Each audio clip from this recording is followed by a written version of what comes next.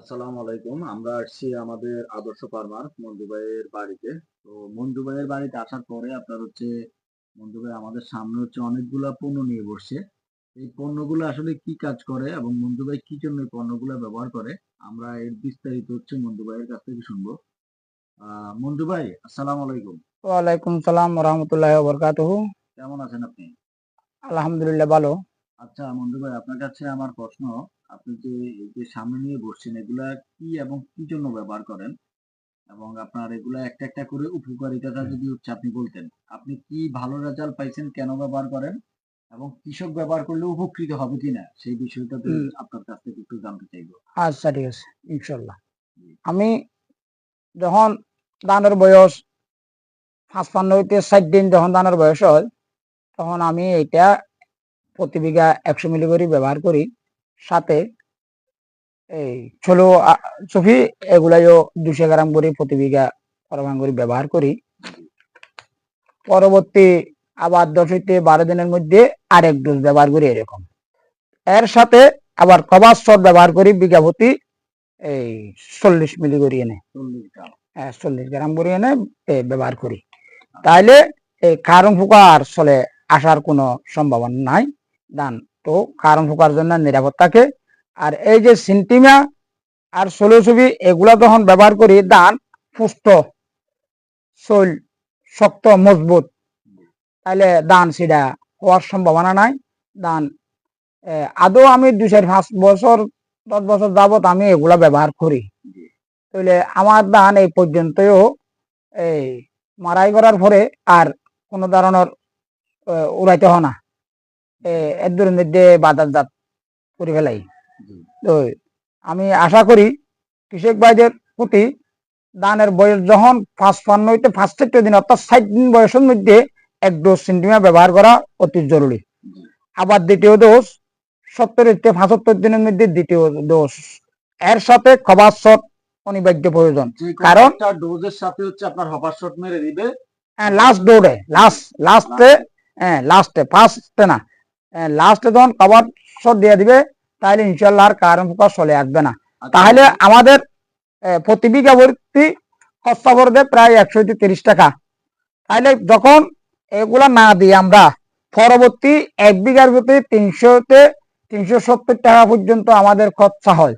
যদি এইটা যখন আমরা দিয়ে দিই, তাহলে ওগুলা সেফ নিরাপদ থাকে।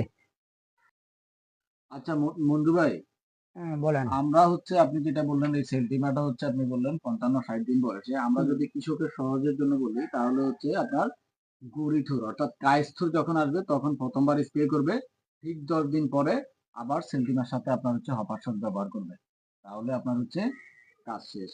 তো সেন্টিমাটা হচ্ছে আর কি কাজ করে বলেন তো? সেন্টিমা স্বাভাবিক এই যে দানের মধ্যে যে দানের সারার দাগ দিতে একটা ফাতা থাকে, জি, যারে বলে মা ফাতা। জি, ওই পাতাগুলো ধান আমরা ধান 100 ধান থেকে যায়, কিন্তু ওই পাতাগুলি সবুজ কাঁচা থাকে। জি। ওই পাতাগুলি ওই ধানকে নিরাপদ দেয়। তার কারণে ধান শক্ত বেশি মজবুত পুষ্ট হয় এবং পুষ্ট উজ্জ্বল হয়। 100 ধান এই ধান উজ্জ্বল থাকে উজ্জ্বল উজ্জ্বল সোনালী রঙের হয়। সোনালী রং এই মানে কালার কালার সোনালী রঙের হয়ে যায়। এই ওজন বৃদ্ধি হয়।